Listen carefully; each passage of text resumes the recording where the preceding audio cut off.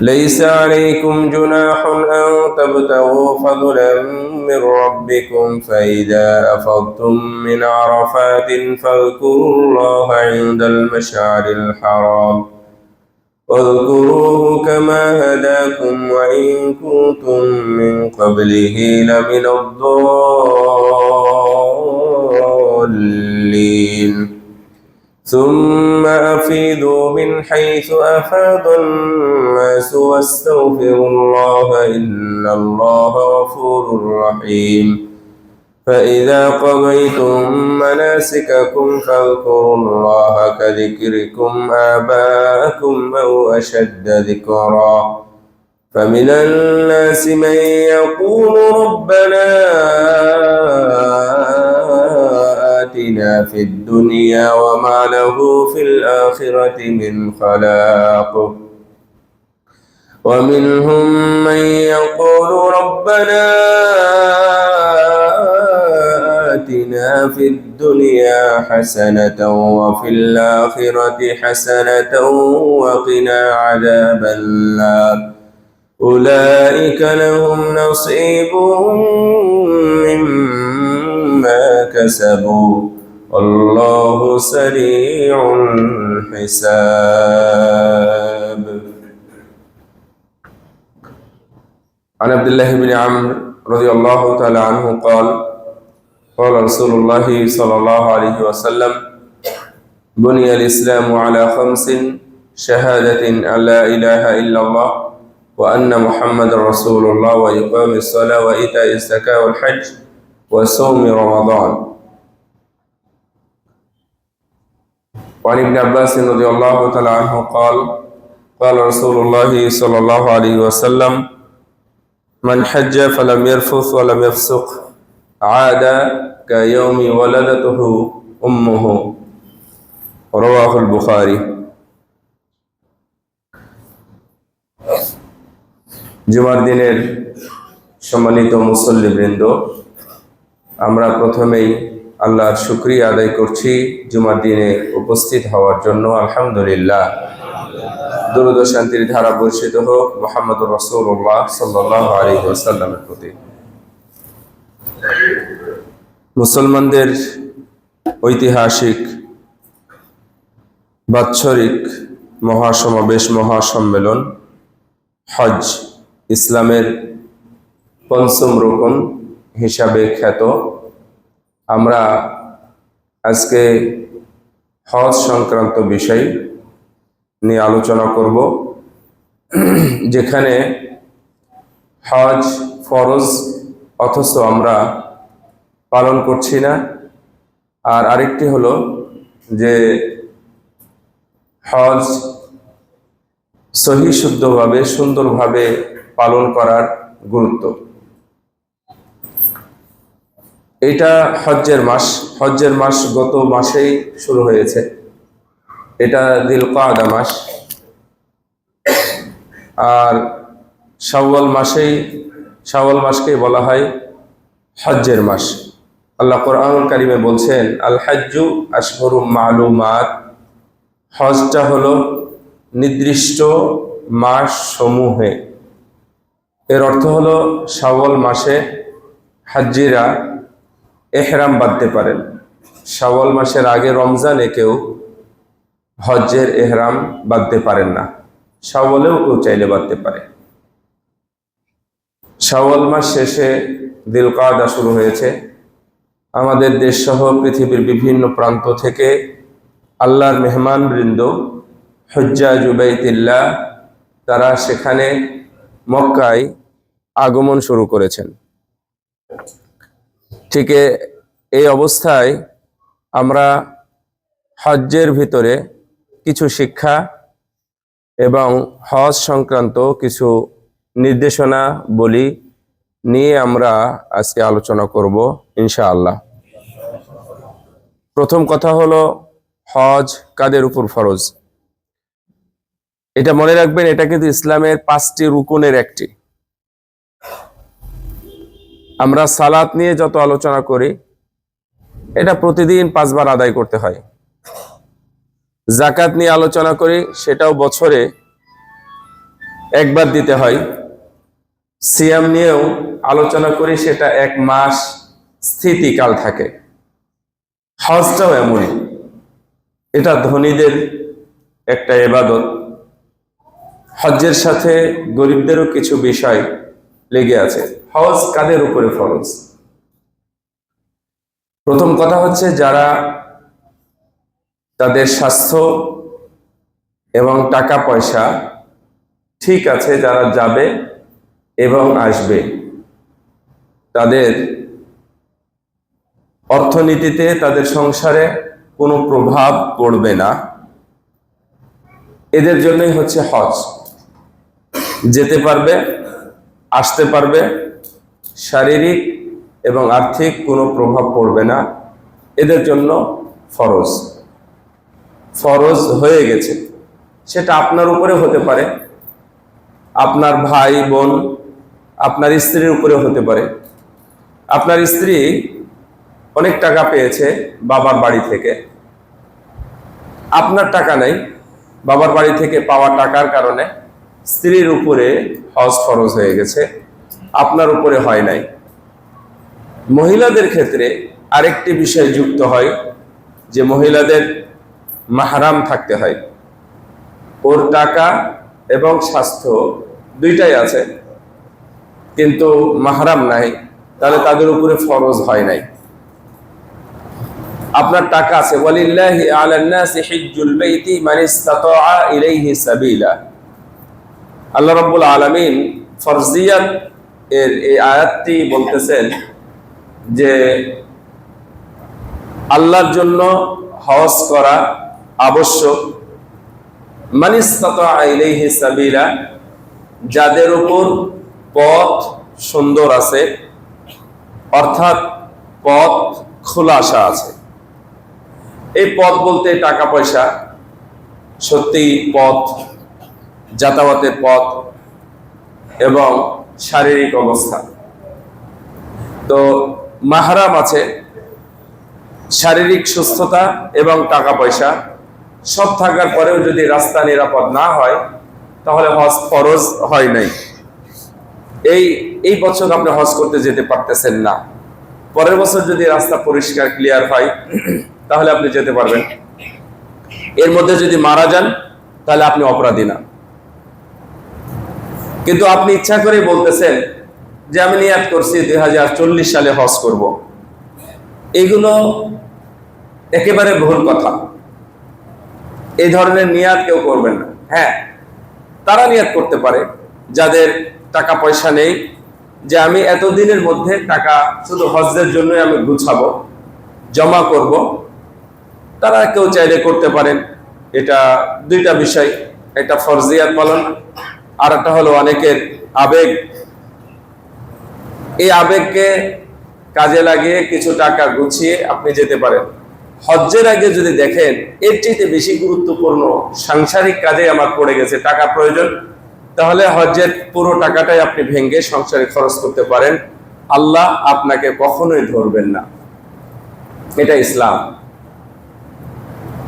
আপনি যদি মনে করেন যে হজ্জে না গিয়ে, হজ্জে আপনার এটা ব্যক্তিগত ইচ্ছা, এটা শারীরিক বিষয়, কিন্তু আপনাকে ওইভাবে মূল্যায়ন করবে না।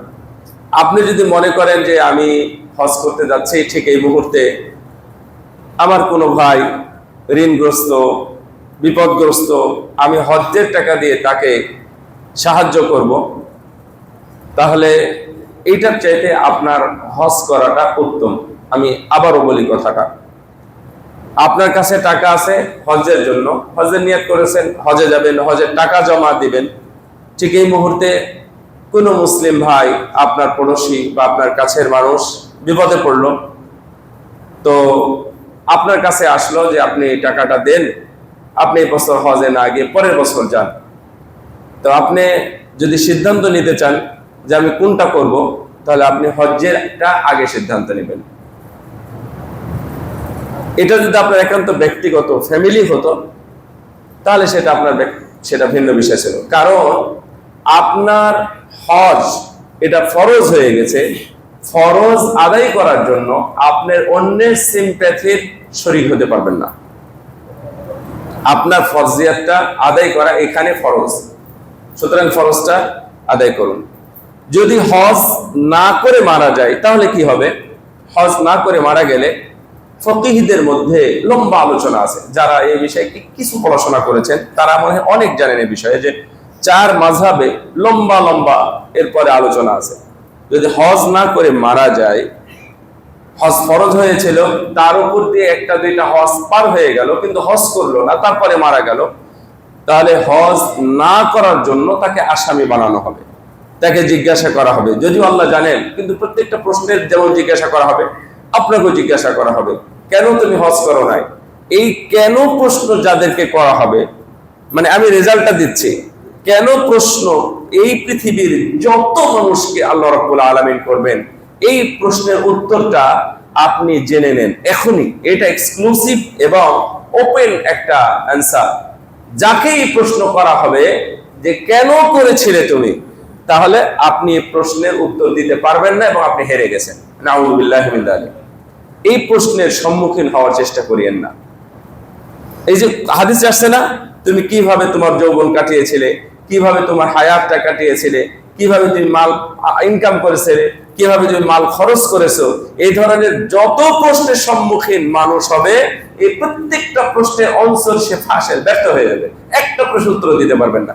এই জন্য রাসূল সাল্লাল্লাহু আলাইহি ওয়াসাল্লাম আয়েশা রাদিয়াল্লাহু তাআলা আনহাকে বলতেছেন যে তুমি আল্লাহর কাছে দোয়া করো, আল্লাহ যেন তোমাকে জিজ্ঞাসাই না করেন, কারণ যাকেই জিজ্ঞাসা করবেন সেই ধরা পড়ে যাবে। আল্লাহ প্রশ্ন উত্তর দিতে পারবো আমরা? এটা অসম্ভব, এটা আমরা উত্তর দিতে পারবো না। এই জন্য তার মানে আপনি এই যে প্রশ্নটা রেখে মনে হচ্ছে তুমি কেন হজ করো নাই, তার মানে আপনি উত্তর দিতে পারবেন না। তার মানে উত্তর দিতে না পারলে আপনাকে শাস্ত্রের ভোগ করতে হবে। এই পৃথিবীর সব মানুষ মিলে আমরা যদি জানাজায় শরীক হয়ে আপনার জন্য দোয়া করি বা আমার জন্য দোয়া করা হয়, তাহলে দোয়া করলে অনেক কিছু ক্ষমা হবে, কিন্তু এই প্রশ্নের উত্তর আপনাকে একাকী উত্তর দিতে হবে যে কেন আমি করি নাই, এবং এর শাস্তি আপনাকে ভোগ করতে হবে। এটা ক্লিয়ার, এ বিষয়ে কোনো ইখতিলাফ পাবেন না। হ্যাঁ, মাযহাবে বিভিন্ন ইখতিলাফ আছে যে আল হজ আলাল ফাওর এটা কখন হবে। আপনার বয়স যখন 18 বছর, আপনার তখন অনেক টাকা হয়ে গেল, আপনি কি তখন যাবেন, নাকি আপনি বিয়ে শাদী করে যাবেন, অথবা আপনি কখন যাবেন? আসলে এটাও ইসলামে তেমন মূল্য দেওয়া হয় নাই। এই জন্য দুনিয়ার অনেক দেশ আছে, মানে আল জাজায়ের, তারপরে হচ্ছে মরক্কো বা মাগরেব, এই সমস্ত দেশের, মিশর, এই সমস্ত দেশের ম্যাক্সিমাম ছেলেরাই বিয়ে করে, আগে হজ করে তারপরে বিয়ে করে। ওদের উপরে এটা আবশ্যক করে নিয়েছেন যে না, আমরা আগে হজ করব। যাদের টাকা আছে তারা সবাই হজ করে, হজ করার পরে তারা বিয়ে করে। তো আপনি বিয়ে পর্যন্ত অপেক্ষা করতেছেন, যদি বেঁচে না থাকে। যাই হোক, এখানে ছোট্ট প্রশ্নের অতি ছোট উত্তর হলো, যদি হজ না করে মারা যান, আপনার পর হজ ছিল, তাহলে আপনি অপরাধ করে মারা গেলেন। এই অপরাধ করার আগেই আপনাকে হজ করতে হবে। চলেন আমরা 2 নম্বরে যাই। আসলে হজের ফজিলতটা কি? আমরা যে হজ করব, হজের ফজিলতের আগে গুরুত্বের কথা ভাবতে হবে যে হজটা ফরজ এবং রুকন। রাসূল সাল্লাল্লাহু আলাইহি ওয়াসাল্লাম বলেন, বুনিয়াল ইসলামু আলা খামসিন, 5টা খুঁটির উপরে ইসলাম দণ্ডায়মান, 5টা ভিত্তির উপরে ইসলাম আছে। তার মধ্যে আপনার শাহাদাত, সালাত, সিয়াম, যাকাত, এই 4টা। 5ম নম্বর খুঁটি হলো হজ। সুতরাং এটা কত গুরুত্বপূর্ণ, এটা আপনি এর দ্বারাতে বুঝতে পারবেন যে আমি সালাত ছাড়া যেমন জবাব দিতে পারবো না, সিয়াম ছাড়া যেমন আমার কাছে জবাব নাই, যাকাত ফরজ হলো যাকাত দিলাম না, আমার কাছে যেমন জবাব নাই, অনুরূপভাবে আপনার পর হজ ফরজ হলো, আপনি করেন নাই, আপনার জবাব নাই, আপনি আসামি। এটা খুবই গুরুত্বপূর্ণ। ফজিলত কি আছে? ফজিলত অনেক আছে। এটাকে বলা হয় আদাকুল ইবাদাত। আরবির অর্থ হলো যে সবচেয়ে সূক্ষ্ম ইবাদত, সবচেয়ে সূক্ষ্ম ইবাদত হলো হজ। তার কারণ কোন ব্যক্তি সর্বোচ্চ চেষ্টা চালিয়ে সে যদি সবকিছু আস্তে আস্তে পালন করতে পারে, তাহলে সে পরিপূর্ণ একটা ইবাদত সম্পন্ন করতে পারবে। সুবহানাল্লাহ। আর যখনই এই পরিপূর্ণ ইবাদতটা করে, অন্যান্য কোন ইবাদতের ক্ষেত্রে বলা না হলেও রাসূলুল্লাহ সাল্লাল্লাহু আলাইহি ওয়াসাল্লাম হজ্জের ব্যাপারে বলেছেন, মান হাজ্জা লিল্লাহি ফালাম ইয়ারফুস ওয়া লাম ইয়াফসুক ওয়া রাজআ কায়াউমি অথবা আদা কায়াউমি ওয়ালাদাতহু উম্মুহু। কেউ যদি কোনো গালিগালাজ অথবা বেফাহেশ কোনো কথা বা কর্ম ছাড়া হজ্জের কর্মসমূহ পরিপূর্ণভাবে সম্পূর্ণ করে ফিরে আসতে পারে, তাহলে সে পুরো গুনাহ, তার জীবনে যত গুনাহ আছে সব গুনাহ থেকে মুক্ত হয়ে নিষ্পাপ শিশুর মতো বাড়ি ফিরতে পারবে। সুবহানাল্লাহ। রাসূলুল্লাহ সাল্লাল্লাহু আলাইহি ওয়াসাল্লাম বলছেন যে আল হজ্জুল মাবরুর মানে মাবরুর মানে হচ্ছে মকবুল, মানে যে হজটা কবুল হয়ে যায়, এই হজটার জাযা লাইসা লাহু জাযাউন ইল্লাল জান্নাহ, এই হজ্জের প্রতিদান একমাত্র জান্নাত। সুবহানাল্লাহ। আর আমাদের সবারই একমাত্র লক্ষ্য কিন্তু জান্নাত। আমাদের সবার লক্ষ্য কি? জান্নাত। জান্নাত ছাড়া আমাদের অন্য কোনো লক্ষ্য নেই। তাহলে আপনার লক্ষ্য স্থির করা এবং এই লক্ষ্যে পৌঁছানোর খুব সুন্দর একটা মাধ্যম হলো এই হজ। আপনি বাড়ি থেকে বের হবেন, হজ্জের আগে কি করবেন আমি সেই বিষয়টা একটা পয়েন্টে নিয়ে আসছি। যখন আপনি বাড়ি থেকে বের হবেন, বাড়ি থেকে বের হওয়ার পরে ঠিক সময়ে ইহরাম কাপড় পরবেন বা ইহরাম বাঁধবেন, নিয়াত করবেন, তারপর সেখানে গিয়ে উমরা করবেন। উমরা করে আপনি হালাল হবেন। 2 দিন 3 দিন 5 দিন বা 10 দিন 1 মাস থাকবেন। থাকার পরে 7 তারিখ 7ই জিলহজ দিবাগত রাত্রে আপনাকে অ্যানাউন্স করা হবে বা বলা হবে যে আপনারা অমুক সময়ের মধ্যে ইহরাম বেঁধে নেবেন। আপনি আবার লাব্বাইকা আল্লাহুম্মা হাজ্জান এটা বলে আপনি নিয়াত করে ফেললেন। তালবিয়া পড়তে থাকবেন, লাব্বাইক আল্লাহুম্মা লাব্বাইক লাব্বাইক লা শারীকা লাকা লাব্বাইক ইন্নাল হামদা ওয়ান নি'মাতা লাকা ওয়াল মুলক লা শারীকা লাক। যত পারেন এবং যত জোরে পারেন এটা বলতে থাকবেন। বলতে বলতে মিনায় উপস্থিত হবেন। দেখেন, শুধু উপস্থিত হওয়া, মাঝখানে আপনাকে তেমন কিছুই করতে হবে না।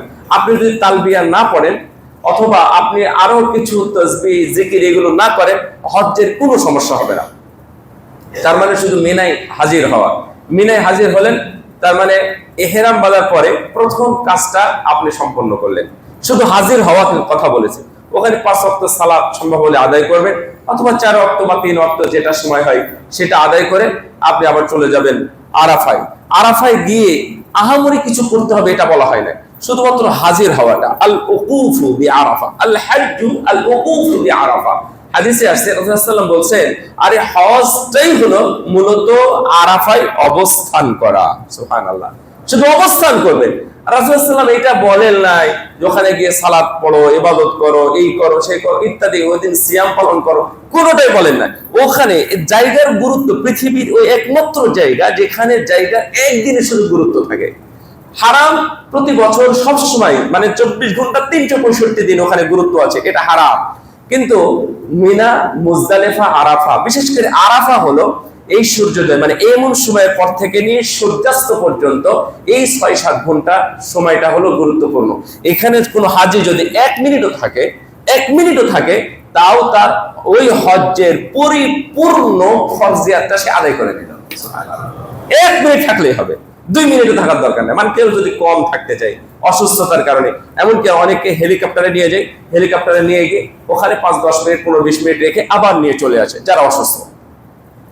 এখানে গেলেন তার মানে আপনার বড় কাজটা আদায় করা হয়ে গেল। ওখান থেকে একটু কষ্ট করতে হবে, আপনি হেঁটে বা কোনো মাধ্যমে মুজদালিফায় আসবেন। মুজদালিফায় এসে রাত্রে ঘুমানোর কথা বলা হয়েছে। আমি মনে বোঝাতে পারতেছি এই বিষয়টা, যে আপনাকে ভিন্ন কিছু করার জন্য বলা হচ্ছে না। একটা সেজদা দিলে অন্তত 3 বার সুবহান রাব্বিয়াল আলা বলতে হয়, তাই না?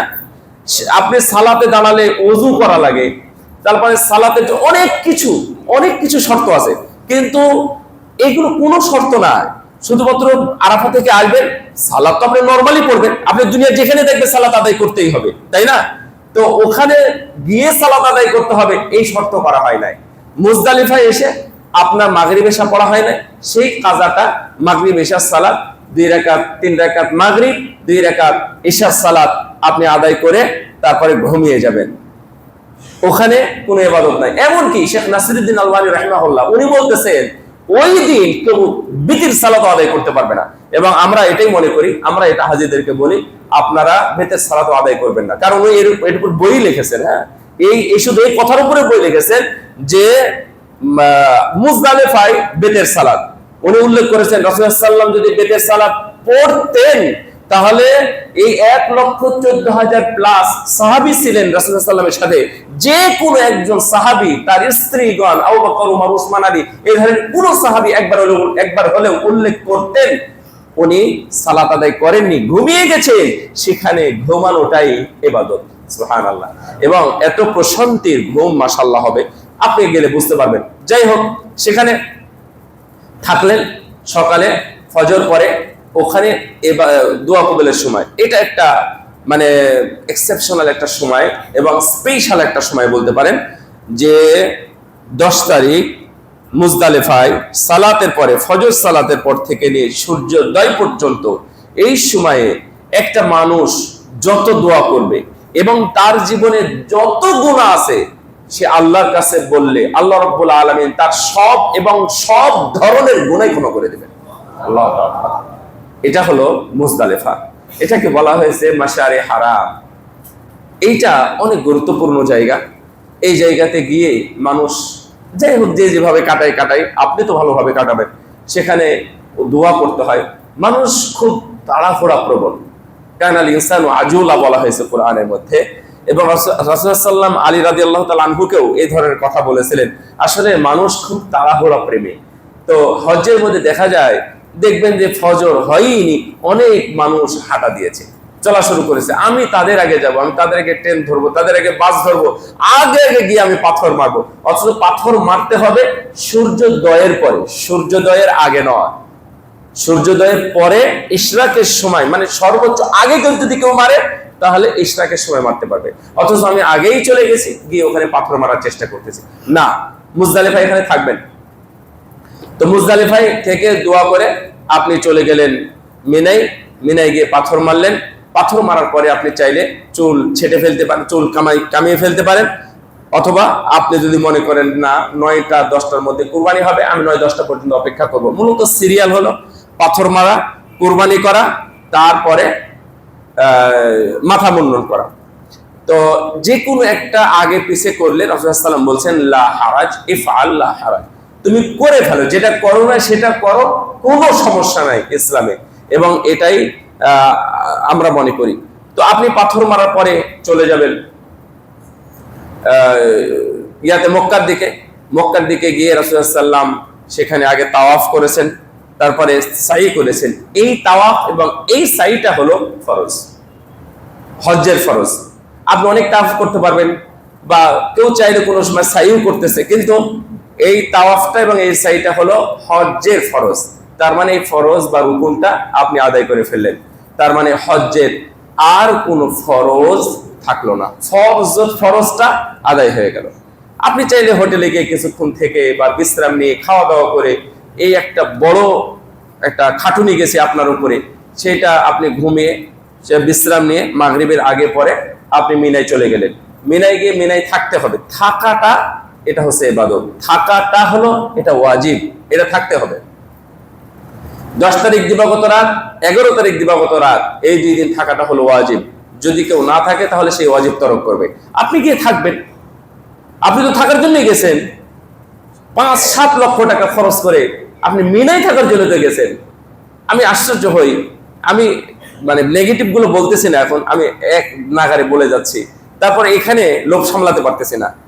আমরা 8 তারিখে যখন যাই, এদিন থাকা সুন্নাত, আগে যেটা বললাম, এই 8 তারিখে যেদিন গেলাম সেই দিন ধরে নেন একটা তাঁবুতে যদি 500 মানুষের জায়গা থাকে, তাহলে সেখানে ভুলক্রমে যদি 501 জন হয়, তাহলে ওই একজনের জায়গা পাওয়া মুশকিল না, ও পাবেই না জায়গা, ওখানে জায়গার কোনো সিস্টেমই নাই।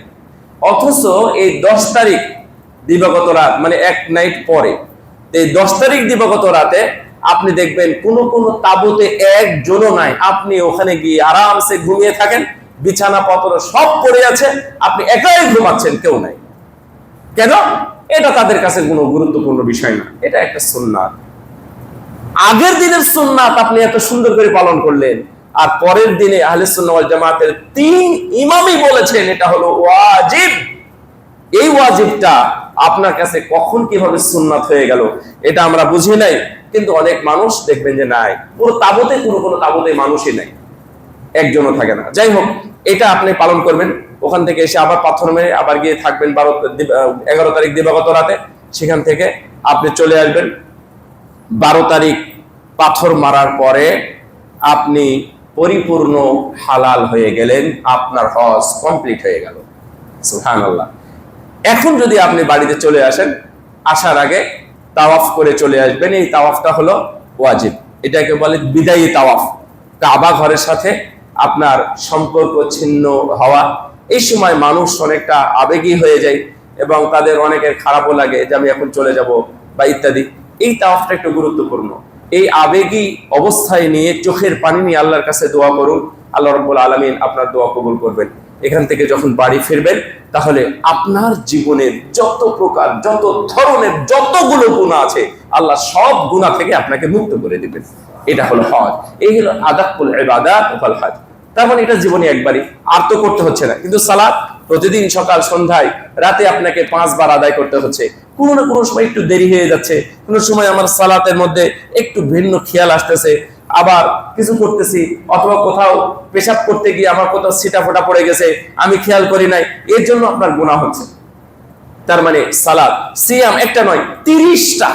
কোনো না কোনো দিন দেখা যাচ্ছে যে আমি ঢিলা হয়ে যাচ্ছে, কোনো কিছু করতেছি, সবকিছু মিলে। জাকাত দিচ্ছেন, জাকাতের সময় হয়তোবা 2-4 টাকা আপনার পকেটে থেকেই গেছে জাকাতের সময়। এই জন্য আমি জাকাতের সময় সবসময় আপনাদেরকে বলি, জাকাত বের করবেন, টাকা আলাদা করবেন, 3 থেকে 5-7 দিনের মধ্যে টাকা দিয়ে ফেলে দেবেন। 1 টাকাও আপনি কাছে রাখবেন না, তাহলে ওইটা আপনাকে নষ্ট করে দিবে।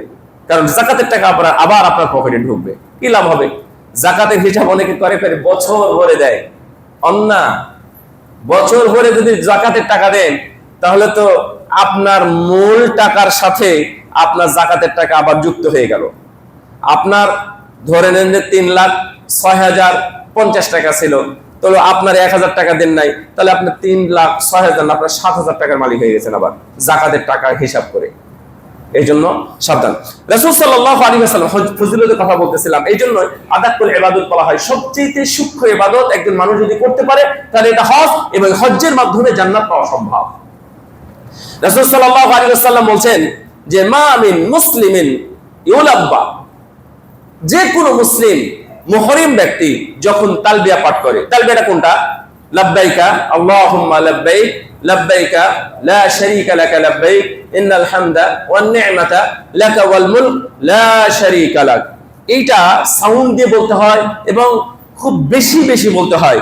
এমন কি মুহাদ্দিসগণ মনে করে তালবিয়াটাই হলো হজ, তালবিয়াটাই হলো হজ। আরাফার ময়দানে যদি আপনি কিছুই না বলতে পারেন, যদি শুধু তালবিয়া পাঠ করেন, তাহলে আপনার জন্য এনাফ, আর কিছু লাগবে না। আপনি তালবিয়া পাঠ করে আল্লাহকে সন্তুষ্ট অর্জন করুন, আল্লাহ সন্তুষ্ট অর্জন করুন। দুনিয়াতে একদিন, একটা দিন, দিনের বেলায় আল্লাহ রাব্বুল আলামিন এই দুনিয়ার আসমানে নেমে আসেন, সেটা হলো আরাফার ময়দান। সুবহানাল্লাহ। যেদিন আরাফার ময়দানে হুজ্জাজ বাইতুল্লাহর মেহমানরা আরাফার ময়দানে হাজির থাকে, সেই দিন আল্লাহ রাব্বুল আলামিন দিনের বেলায়, হাদিসে যেভাবে আসছে আমাদেরকে ওইভাবে বলতে হবে। এত প্রশ্ন অথবা ব্যাখ্যা নিয়ে আলোচনা করা যাবে না যে আল্লাহ কেমনে নামেন, কোথায় রাত, কোথায় দিন। এই ধরনের প্রশ্ন আসলে এই সম্পর্কে যাদের জ্ঞান নাই তারা করবে, আপনারা এই ধরনের প্রশ্ন করবেন না। আল্লাহ রাব্বুল আলামিন প্রতি রাতে দুনিয়ার আসমানে আসেন নাকি আসেন না? নেমে আসেন না? তো নেমে আসেন, তাহলে সেই দিন আরাফার দিনে আল্লাহ দিনের বেলায় নেমে আসেন।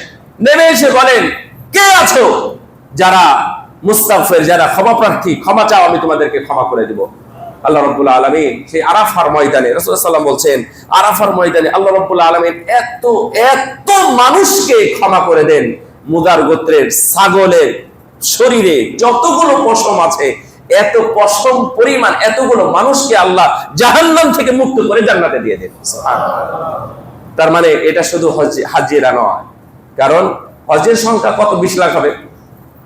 তো 20 লাখ তো হাজি শুধু নয়, 20 লাখ শুধু হাজি নয়, এই দুনিয়ার যে যত মানুষ আছে, তারা যদি এই দিন প্রার্থনা করে, আল্লাহর কাছে চায়, সেদিন যদি সিয়াম পালন করে, আল্লাহ রাব্বুল আলামিন তাদের জন্য এই ফজিলতের শরিকানা দিয়ে দিবেন।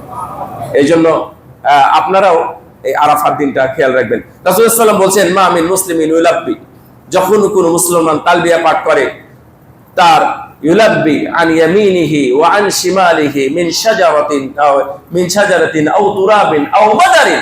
রাসূলুল্লাহ সাল্লাল্লাহু আলাইহি ওয়াসাল্লাম বলেন মিন শাজারিন আও হাজারিন আও তুরাবিন মিন মাদারিন। রাসূলুল্লাহ সাল্লাল্লাহু আলাইহি ওয়াসাল্লাম বলেন যখন তারা তালবিয়া পাঠ করে, জোরে জোরে লাউডলি যখন তালবিয়া পাঠ করে, তখন তার ডানে বামে যত গাছ আছে, পাথর আছে, মাটি আছে, সেটা ভিজা হোক আর শুকনা হোক, যারা আছে তারা সবাই মিলে তার সাথে সাথে তালবিয়া পাঠ করে। সুবহানাল্লাহ। তারা এই গাছ তালবিয়া পাঠ করবে, হিসাব করেছেন আপনি? এই মাটি, এই পাথর, তারা তালবিয়া পাঠ করবে, তারাও লাব্বাইক আল্লাহুম্মা লাব্বাইক আপনার সাথে সাথে বলবে। অন্য হাদিসে আসছে এই আপনি যে তালবিয়া পাঠ করবেন, এই যে আপনারা এখন একজন আজান দিলেন আমাদের ইসমাইল ভাই,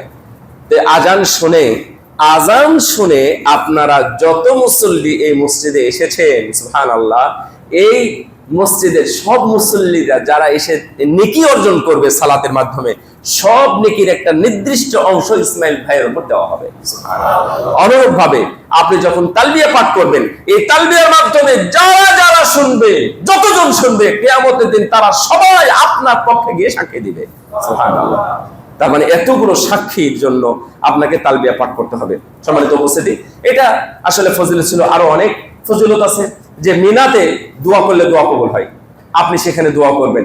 মিনার মসজিদে যদি আপনারা যেতে পারেন, যেটাকে মসজিদে খায়েফ বলা হয়, মসজিদে খায়েফে যাওয়ার সুযোগ খুব কম হয়ে গেছে এখন।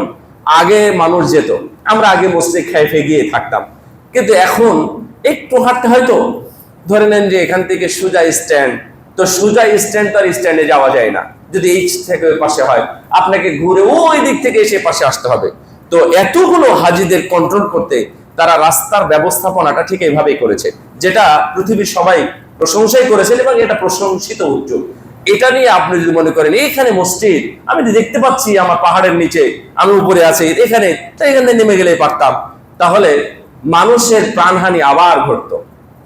এই জন্য আপনাকে সিস্টেম করে পথ দেখানো আছে, আপনি ওইভাবে পথ দেখে মসজিদে যান, আপনাকে ওয়েলকামলি ওখানে যেতে পারবেন, আপনি ওখানে থাকতে পারবেন, ওখানে ফ্রি আপনি খাবারও পাবেন। আপনার তাবুতে আর থাকার দরকার নাই। আপনি যদি মনে করেন ফ্রি খাবার খাবো, আর যদি মনে করেন না আমি 5 রিয়াল 10 রিয়াল খরচ করে আমি একটা সন্ধ্যা কাটিয়ে দিব, আপনার জন্য সেটাও সম্ভব। আমরা সেটাই করেছি। ওখানে প্রচুর পরিমাণ, পর্যাপ্ত পরিমাণ ঠান্ডা সুপেয় পানি সেখানে আছে, আপনি সেখান থেকে নিতে পারবেন, কোনো সমস্যা নেই। সম্মানিত উপস্থিতি, আমি একটা পথ দেখালাম মসজিদে খায়েফে যাওয়ার জন্য। এই মসজিদে খায়েফে রাসূলুল্লাহ সাল্লাল্লাহু আলাইহি ওয়াসাল্লাম বলছেন যে এখানে ইব্রাহিম, ইসমাইল, ইসহাক সহ মিনিমাম 70 জন নবী এই মসজিদে সালাত আদায় করেছেন। সুবহানাল্লাহ। আপনি চাইলে সেখানে গিয়ে সালাত আদায় করতে পারেন। মাশআরে হারাম, যেখানে হাতিওয়ালাদের ধ্বংস হয়েছিল, যেখানে আসহাবুল ফিল, কি বাদশার নাম, আব্রাহা, এই আব্রাহাকে যেখানে ধ্বংস করা হয়েছিল, ওই ধ্বংসের জায়গায় আপনি সেখানে গিয়ে দোয়া করবেন। ওই জায়গার এখন ফজিলত হলো ওখানে গিয়ে দোয়া করলে যে কোনো দোয়া আল্লাহ কবুল করে নেবেন। এত সুন্দর জায়গা। এখন আমি আসি, হজ্জের আগে আপনারা কি কি কাজ করবেন, কয়েকটা বিষয় বলি। এক নম্বর হলো তাওজিহাতুল হুজ্জাজ ওয়াল মু'তামিরিন। আমি শুধু হুজ্জাজদের জন্য বলবো। এক নাম্বার, ইখলাসুন নিয়াহ, আপনাদের একনিষ্ঠ নিয়াত করতে হবে। হজ কিন্তু একটা রুকুন, এই জন্য আমি বিষয়টি নিয়ে আলোচনা করতেছি। আপনাদের মধ্যে হজ কনসাসনেস নাই বললেই চলে, যার টাকা পয়সা হয় সে কার থেকে। আমি যদি বলি যে আপনারা সহিভাবে হজ করবেন, আবার আমি যদি এটা বাড়তি কথা বলতেছি, কিন্তু এটা রিয়ালি বলতেছি না, আমি যদি আপনাদের এই খুতবার মধ্যে বলে দিই যে আপনারা প্রয়োজনে এখানকার খতিব বা আমাদের সাথে হজ করবেন, এখানকার সব মুসল্লিদের একটা মাইন্ড সেট আপ তৈরি হয়ে যাবে, এই হুজুর মনে হয় হজের ব্যবসা চালু করতেছে। এটাই কথা এবং এটাই আপনারা বলবেন। কিন্তু অত্যন্ত দুঃখের সাথে বলতে হয়, আমার পরিচিত কাছের ভাই, অন্তরের মহব্বতের ভাই কার সাথে হজে যাচ্ছে। আমি তো যাওয়া নিয়ে কোনোদিন আপনাদেরকে না করব না এবং আপনাদের বিরক্তিকর কথাও বলবো না, কিন্তু আপনি সেখানে গিয়ে মানে অনিয়মকে নিয়ম বানিয়েছেন এবং নিয়মকে অনিয়ম বানিয়ে আপনি অনেক কাজকর্ম করে এসেছেন যেটা হজের সাথে সম্পৃক্ত নয়। হজের সাথে সম্পৃক্ত অনেক নিয়মকে আপনি ছাড় দিয়ে হজ করে এসেছেন, তাহলে এটা তো আমার দুঃখ লাগতেই পারে। আমি না, যে কোনো আলেম ওলামা যদি কোনো মঞ্চে অথবা এই মসজিদে যদি সাদাকার উপরে, সাদাকা দান সাদাকা আছে না, দান সাদাকার উপরে যদি আমি ওয়াজ করি, তাহলে আপনার মাইন্ড এমনটা হবে যে মনে হয় হুজুর এখন টাকা চাইবে। কেন? দান সাদাকা এটা একটা সাবজেক্ট না? রাসূলুল্লাহ সাল্লাল্লাহু আলাইহি ওয়াসাল্লাম কি বক্তব্য দিতেন না? প্রচুর বক্তব্য দিয়েছেন দান সাদাকা সম্পর্কে। এত পরিমাণ কোরআনের আয়াত আছে দান সাদাকা সম্পর্কে। তো এগুলো কখন শুনবেন আপনি? যখন এটা শোনানো হয় তখনই মানুষ মনে করে এখন তো টাকা চাইবে, এটা না শুনলেও চলবে। কিন্তু দান সাদাকা বলা হয়েছে, যদি কেউ কারো টাকা না থাকে তাহলে সে কাজ করবে শুধু দান করার জন্য, বসালকে খাওয়ানোর জন্য নয়। যার টাকা নাই সে কামলাগিরি করবে, সে ভ্যান চালাবে, সে অটো চালাবে, সে বোঝা বহন করে টাকা ইনকাম করে, 10 টাকা ইনকাম করে প্রয়োজনে 1 টাকা দান করবে। দান করার জন্য, 1 টাকা দান করার জন্য সে কাজ করতে যাবে, এটা হাদিসে আসছে। অথচ যাই হোক, আমি বলছিলাম হজ্জের ক্ষেত্রে আপনারা এই বিষয়টা দারুণ ভাবে যাচাই করবেন, বাছাই করবেন। যাত্রার সাথে আপনি যাবেন না। আপনারা হজ করতে যাচ্ছেন, আরাফার ময়দানে গিয়ে গত বছরের হজ্জের কথা যদি আমরা বলি, আমরা 5 জন মাদানী একসাথে আছি। মাদানী ছিলাম, মানে মাদানী বলতে আপনারা বুঝেন অনেকটা, সহজতাই বলতেছি। এবং নন মাদানী একজন ডক্টর মুজাফফর বিন মুহসিন, উনিও আছেন। নন মাদানী আরো কয়েকজন আলেম ওলামা আছেন যারা বেশ পরিচিত। এতগুলো থাকা সত্ত্বেও আমরা আরাফার ময়দানে জোহরের সালাত 2 রাকাত, আসরের সালাত 2 রাকাত, এক আজানে 2 ইকামতে আমরা পারফর্ম করলাম।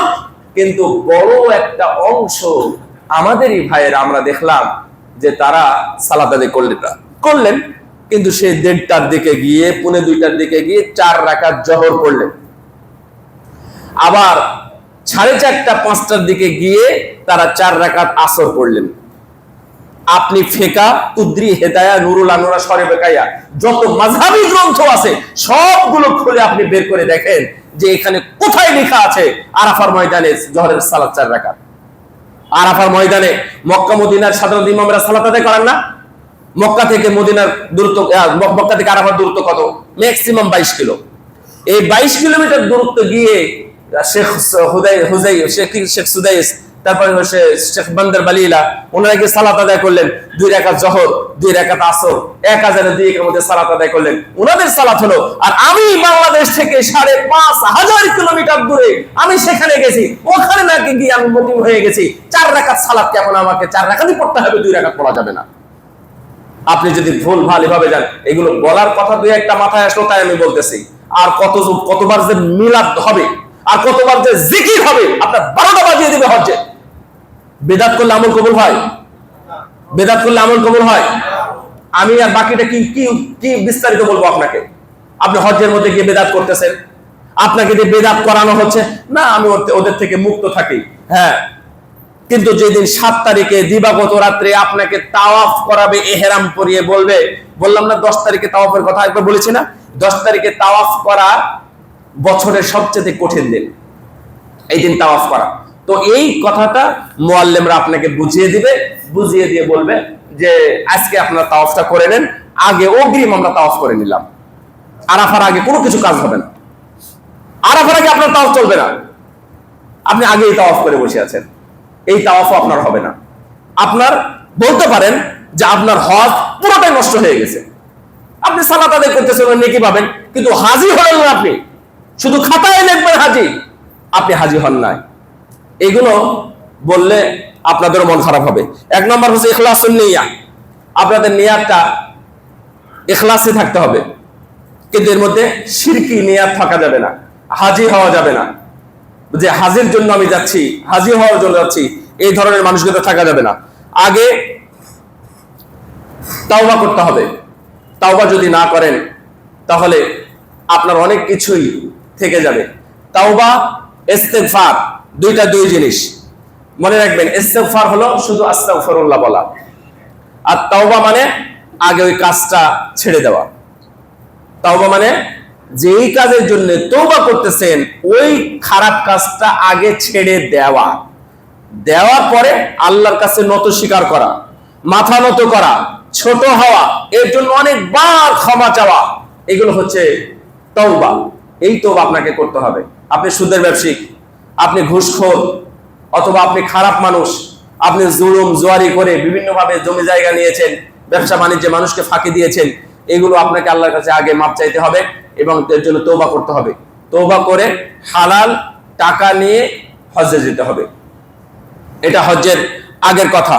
তারপরে তলাবুল ইলমি, আপনাকে ইলম অর্জন করতে হবে। আমরা হজ্জের 5-7 দিন আগেও আমরা জিজ্ঞাসা করেছি, গত মঙ্গলবার না কবে, হ্যাঁ গত কয়েকদিন আগে, গত মঙ্গলবারে একটা হজ প্রশিক্ষণে বসুন্ধরায় হজ প্রশিক্ষণে আমি জিজ্ঞাসা করছিলাম, আপনারা হজে যাচ্ছেন 2 দিন পরে, আপনারা কি তালবিয়া মুখস্থ করেছেন? তো সবাই খালি হ্যাঁ হো বলতে, কারণ ইজমালি জিজ্ঞেস করলে সবাই হ্যাঁ হো বলবে। তো 2-1 জনকে ধরলেই তখন বোঝা যায় বা বোঝা গেল যে কে মুখস্থ করেছে এবং কে করে নাই। আমরা দুঃখের সাথে বলতে পারি, এবং অনেকে সাক্ষী আছে, আমার এই আওয়াজ এখন আপনারা যারা শুনতে পাচ্ছেন, আমি জিজ্ঞেস করছিলাম যে আপনি তালবিয়া মুখস্থ করেছেন? তো উনি বলছেন যে না, তালবিয়া তো জানি না কাকে বলে। তাহলে ইলম অর্জন করা আপনার জন্য ফরজ। আপনি এই ইলমটাকে অর্জন করবেন হজ কিভাবে করতে হয়। আপনি ভাত খাবেন, মাছের কাঁটা বেছে খেতে হয়, এটা যদি না জানেন তাহলে আপনি ভাত খেতে পারবেন না। ভাত খেতে পারবেন না, ডাকা ডাইনে নাকি বামে, এটা যদি আপনি না জানেন, তাহলে কাউকে জিজ্ঞাসা যদি না করেন, এই ইলমটা যদি অর্জন না করেন, আজ থেকে আপনি সময় দেন, এই দিক থেকে বেরিয়ে আপনি বাম দিকে, যেহেতু বামের রাস্তা, বাম দিকে হাঁটতে থাকেন। যদি আপনি আরো 3 বছরও হাঁটেন, ঢাকা খুঁজে পাবেন। ইলমটা অর্জন করেন না কেন? ইলমের মধ্যে অন্যতম হলো, যারা হজে যাবেন, জানেন এখানে হাজিরা আছেন কিনা, যারা হজে যাবেন তারা কয়েকটা ইলম খুব জরুরি অর্জন করবেন। 1 নম্বর হলো হজ্জের মধ্যে একান্ত পাঠকারী যে দোয়াগুলো, সেগুলো আপনারা মুখস্থ করে নেবেন। বিশেষ করে 1 নম্বরে হচ্ছে তালবিয়া, 2 নম্বরে হচ্ছে এই সাফা এবং মারওয়াতে উঠে যে দোয়াটা পড়তে হয়, 3 নম্বরে তাওয়াফের সময় রব্বানা আতিনা ফিদ দুনিয়া হাসানাহ ওয়া ফিল আখিরাতি হাসানাহ ওয়া কিনা আযাবান নার, এগুলো পড়তে হয়। মসজিদে ঢোকার দোয়া, লম্বা সুন্দর এবং স্পেশাল অনেক সুন্দর একটা দোয়া আছে, এই দোয়াটা আপনারা পাঠ করবেন, মানে মুখস্থ করবেন। তারপর মসজিদ থেকে বের হওয়ার দোয়া, এই দোয়াটা আপনারা মুখস্থ করবেন। এগুলো মুখস্থ করে তারপরে যাবেন। আর 2 নম্বর কিছু জানার ইলম, তা হলো জানাজা। আপনি আপনার জীবনে যত জানাজা পড়েছেন, আপনার হজ্জের সফরে তার চাইতে আপনার জীবনের 80 বছরে যত জানাজা পড়েছেন, তার চাইতে বেশি জানাজা আপনি পড়তে পারবেন মক্কা মদিনায় গিয়ে। জানাজা দোয়া মুখস্থ নাই, কেমনে জানাজা পড়বেন? শুধু ইমামের অনুসরণ। আপনি নেকি পাবেন, কয়টা নেকি পাবেন, কতদিন পাবেন? এত টাকা অর্জন করার জ্ঞান অর্জন করতে পেরেছেন, অথচ কিছু দোয়া মুখস্থ করার জ্ঞান অর্জন করতে পারেন নাই, এটা তো হবে না। এই জন্য আপনাকে ইলম অর্জন করতে হবে। তারপরে সন্তানদের ঠিক করা, মানে বাড়ি ঠিক রাখা। আপনি হজে যাচ্ছেন জান্নাতের জন্য, গুনাহ মাফ করার জন্য, আর আপনার বাড়িতে গুনার পথ খুলে গেলেন কিভাবে? আপনার ওয়াইফ বেপর্দা, আপনার মেয়ে বাড়ি ইত্যাদি এগুলো করতে আছে, আপনার ছেলে সুদের ব্যবসা করতেছে, আপনার ছেলে এলাকায় নষ্টামি করতেছে, এইগুলো এই সমস্ত পাপ মানে ওপেন রেখে, চালু রেখে আপনি যদি হজ করতে যান, তাহলে আপনি ওখান থেকে বসে বসে আপনি আবার গুনার শিকার হচ্ছেন। এই জন্য আমার এক উস্তাদ শেখ হুরাইনি, প্রফেসর ডক্টর, আমার হাদিস ডিপার্টমেন্টের উস্তাদ, তো ওনার কাছে যখন হাজিদেরকে নিয়ে যেতাম প্রতিদিন, এটা আমার ডিউটি ছিল, সে ডিউটির অংশে উনি প্রতিদিন এই আয়াতটা পাঠ করতেন, ইয়া আইয়ুহাল্লাযীনা আমানু কু আনফুসাকুম ওয়া আহলিকুম নারা, হে ঈমানদারগণ, তুমি তোমার সন্তানদেরকে জাহান্নামের আগুন থেকে বাঁচাও, ইত্তেবার মাধ্যমে, আনুগত্যের মাধ্যমে, তাওহীদের মাধ্যমে, শিরক থেকে বাঁচার মাধ্যমে, তাদের শিক্ষা দেওয়ার মাধ্যমে তাদেরকে জাহান্নামের আগুন থেকে বাঁচাও। আচ্ছা, আপনি যে হজ করতে এসেছেন, আপনার স্ত্রী কি ঠিক আছে? আপনার মেয়ে কি ঠিক আছে? আপনার ছেলে কি মুসল্লি সালাত আদায় করছে? যদি তারা সালাত আদায় না করে, তাহলে আপনার এই হজ দিয়ে আপনি জান্নাতে যেতে পারবেন না। আমার উস্তাদ ঠিক এইভাবে বলতেন, আমরা এটার অনুবাদ করে দিতাম ভালো মানুষদেরকে। ভাইরা আমার, সুতরাং আপনার এই বাড়িটা অবশ্যই ঠিক রাখতে হবে। হসনুল খুলুক, চরিত্র দিয়ে ইসলাম প্রচার হয়েছে। রাসূল সাল্লাল্লাহু আলাইহি ওয়াসাল্লাম তার ক্যারেক্টার দিয়ে মুসলমানদেরকে একত্রিত করেছেন, বড় বড় যুদ্ধে জয়লাভ করেছেন, তরবারি দিয়ে নয়, আচরণ দিয়ে। বড় বড় যুদ্ধে জয়লাভ করেছেন, মক্কা বিজয় অর্জন হয়েছে, এগুলো সবই হচ্ছে আচরণের মাধ্যমে। আপনি হুটহাট যে কোনো কথায় রেগে যাবেন না, আপনার অবস্থানকে নষ্ট করবেন না। কয়েকটা বিষয় এখানে মহিলাদের বিষয় বলতে হবে। যারা হজ করতে যাবেন, মহিলাদের পর্দা 90% মহিলারা পর্দা করে না। হজ্জের আগে ফরজ হলো পর্দা করা। আপনার টাকা হয়েছে, আপনি হজ করতে গেলেন, স্বামীর সাথে, সন্তানের সাথে, ভাইয়ের সাথে হজ করতে গেছেন, তো আপনি নিজেই তো বেপর্দা হয়ে আছেন। আপনি বাড়িতে এসে হাসি সেজে কাকে আপনি পর্দার মধ্যে ঢুকাবেন? এইটা আপনি অর্জন করেন, পর্দাটা অর্জন করেন। পর্দা অর্জন না করে হবে না। বর্তমানে এখন খুব গরমকাল চলতেছে এবং এখনো আপনাদের কষ্ট হচ্ছে। এই সময়ে আপনারা অপচয়টা বন্ধ করবেন, কোনোভাবে অপচয় করবেন না। গোসল রাসূলুল্লাহ সাল্লাম যতটুকু পানি দিয়ে করতেন, অন্তত কেউ প্র্যাকটিস করেন। তার ডবল পানি নেন, না হয় নিলে গুনাহ হবে সেটা বলছি না, কিন্তু আপনার অপচয়ের কারণে অনেক মানুষ কষ্ট পাচ্ছে, কষ্ট পাবে। আপনার অযথা একটা ফ্যান চলা, একটা লাইট চলার কারণে আর এক বাড়িতে লোডশেডিং হচ্ছে। এই ধরনের এই ঢাকাতে প্রায় 3 কোটি মানুষ বসবাস করতেছে, 2.5 কোটি প্লাস। এই 3 কোটি প্লাস এই মানুষের মধ্যে আপনার মতো যদি আরো 5-10 লাখ মানুষ থাকে, 2-4টা লাইট অযথা জ্বলতেছে, তাহলে কত লোডশেডিং হচ্ছে, কতগুলো পানি আপনি নষ্ট করতেছেন, আপনি রাস্তায় অযথা জ্যাম করতেছেন। আমরা মহিলাদেরকে বলি, মক্কা মদিনায় গিয়ে আপনারা মসজিদের দিকে এত ভিড় করবেন না। আপনাদের উত্তম জায়গা হলো ঘরে, হোটেলে সালাত আদায় করেন, এটা উত্তম। আর মক্কাতে তো যেখানে সালাত আদায় করে লক্ষ রাকাত পাবেন, আর লক্ষ রাকাত হোক আর না হোক, মসজিদের চাইতে উত্তম হলো বাড়িতে। কিভাবে উত্তম সেটা আমরা জানি না। আমরা মসজিদে যেতে, অর্থাৎ মক্কা মদিনায় তাদেরকে নিরুৎসাহিত করছি যে জ্যাম থেকে বাঁচার জন্য আপনি ঘরে সালাত আদায় করেন, আর আপনি রাস্তাঘাটে বেরিয়ে বিভিন্ন জায়গায় জ্যাম তৈরি করতেছেন, অপচয় করতেছেন। অপচয়টা করেন না। বিনা প্রয়োজনে একটা সুতাও কিনবেন না, বিনা প্রয়োজনে একটা সুতাও কিনবেন না। আপনার বাড়িতে চাউল যদি 5 দিনে থাকে, তাহলে আপনি আবার 5 মাসের চাউল কেন কিনবেন? আপনার বাড়িতে লবণ আছে, একটা লবণে প্রায় 1 মাস চলে যায়, ম্যাক্সিমাম বাড়িতে এমন হয়। তাহলে আপনি 5 প্যাকেট লবণ কিনবেন কেন? কেন কিনতেছেন? এই বাংলাদেশে সব মানুষ যদি 5 প্যাকেট লবণ কিনে, তাহলে এই লবণ সরকার বহন করতে পারবে? সরবরাহ করতে পারবে? পৃথিবীর কেউ পারবে না, দুনিয়ার রাজা ছাড়া কেউ পারবে না। আপনার বাড়িতে চাউল আছে, এই বাংলাদেশে প্রায় 17 কোটি প্লাস মানুষ আছে। 17 কোটি প্লাসের যদি আমরা 8 কোটি মানুষ ধরি, 8 কোটি ফ্যামিলি ধরি, তো এই 8 কোটি মানুষ যদি সবাই বাজারে চাউল নিয়ে আসে, তাহলে বাজার তো খা লেগে যাবে। আপনার টাকা আছে, আপনি 3 মণ কিনলেন, যার টাকা নাই সে তো 3 কেজিও কিনতে পারে না। ও 3 কেজি কিনতে গিয়ে 70 টাকা জিনিস 140 টাকা হয়ে যাবে, কারণ নাই, তাই দাম বাড়িয়েছে। এটা কিন্তু আপনাদের আল্লাহর কাছে জবাবদিহিতার ব্যাপারে সাবধান থাকবেন। এটা খুব গুরুত্বপূর্ণ বিষয়। অপচয় রোধ করবেন, অপ্রয়োজনীয় জিনিস অযথা কিনবেন না। লাইট জ্বলতেছে, আপনি বন্ধ করে দেন। ট্যাপ চলতেছে, ট্যাপটা বন্ধ করে দেন। কে করেছে ওটা পরে হিসাব নেন। এটা কার ট্যাপ, কে খুলে রেখেছে? আমরা রাস্তায় চলাফেরা করলে, আমি এখন ইনস্ট্যান্ট আজকালও করি, যদি দেখি যে ওই যে ইয়ার পানি পড়ে না, কিসের ওই সাবমার্সিবল পাম্প, যখন অর্থাৎ মোটরের পানি উঠে ট্যাঙ্কিতে পড়ে যাচ্ছে, ওখানে আমরা চিৎকার করে বলি, এই আপনার ট্যাঙ্কি ভরে গেছে, আপনার বন্ধ করে দেন। কারণ ওই পানিটা আমি একদিন হয়তো আমি শর্টেজ পড়ে যাব।